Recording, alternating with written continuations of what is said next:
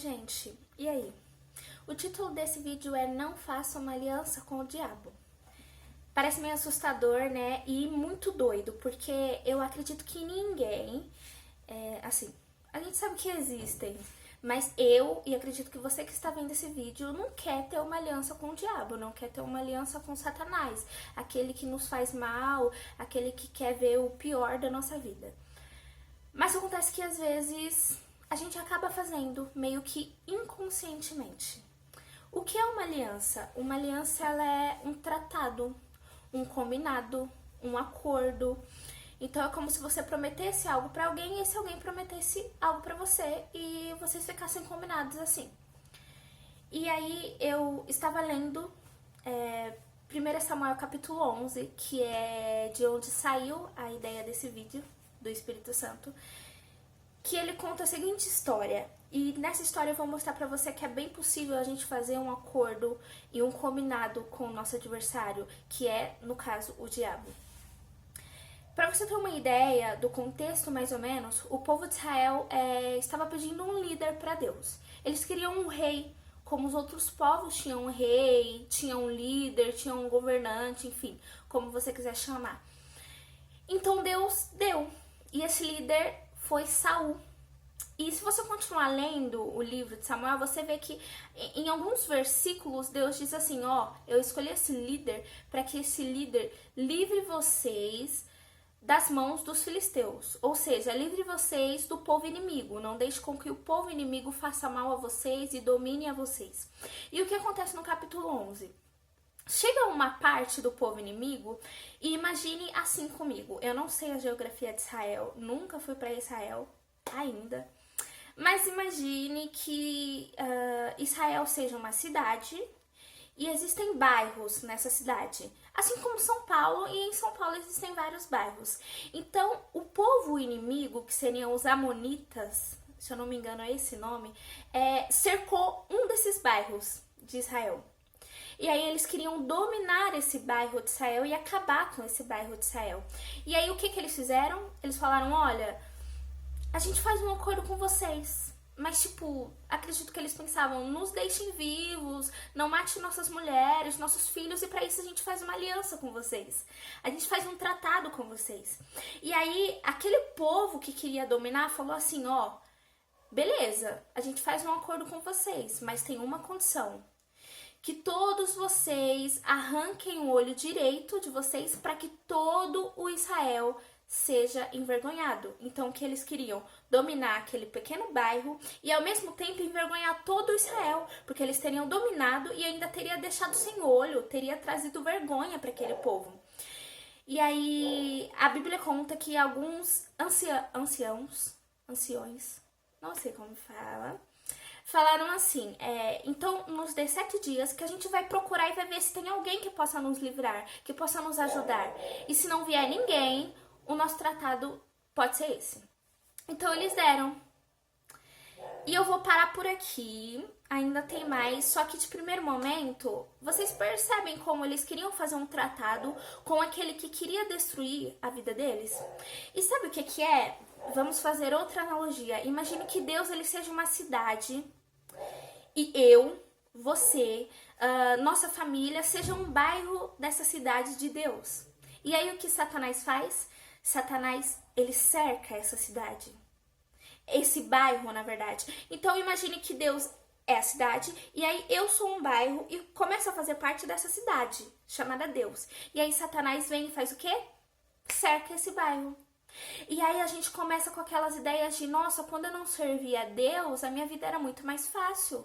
Quando eu não fazia parte do ministério de louvor, minha vida era muito mais fácil. Quando eu não pregava, minha vida era muito mais fácil. Então vamos fazer assim?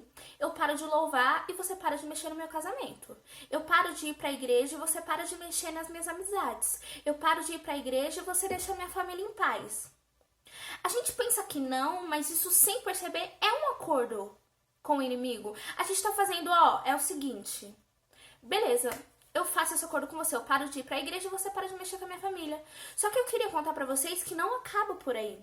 Porque você lembra que aquele povo queria fazer com que o povo de Israel perdesse um olho pra envergonhar todo o Israel? Ele não queria envergonhar somente aquele bairro, mas todo Israel, todas as pessoas de Israel. O Deus de Israel seria envergonhado, que é o nosso Deus. E Satanás, ele não é diferente. Ele não quer só acabar com o nosso chamado, com a nossa missão.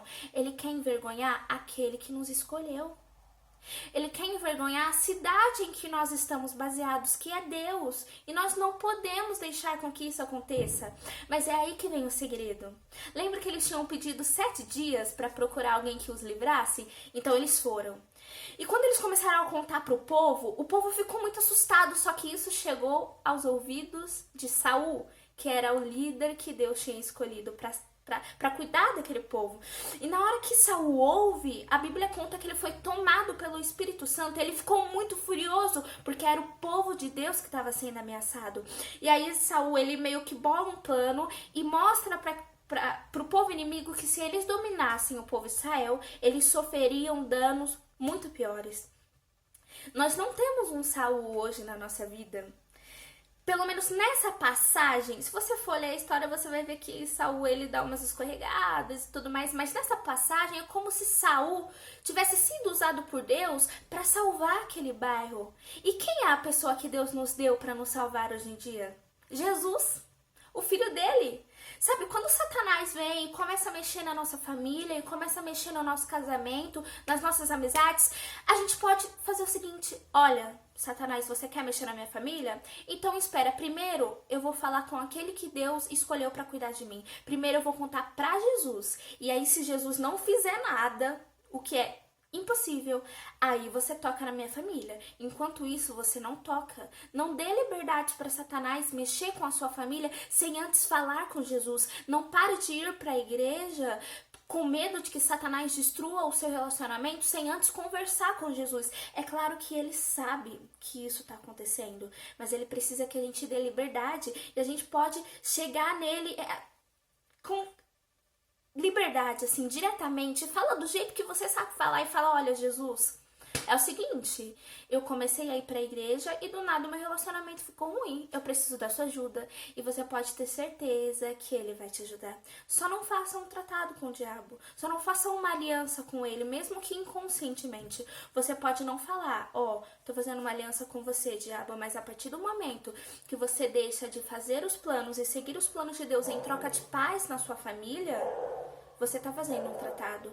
E mais que isso, você está envergonhando aquele que te chamou. Amém?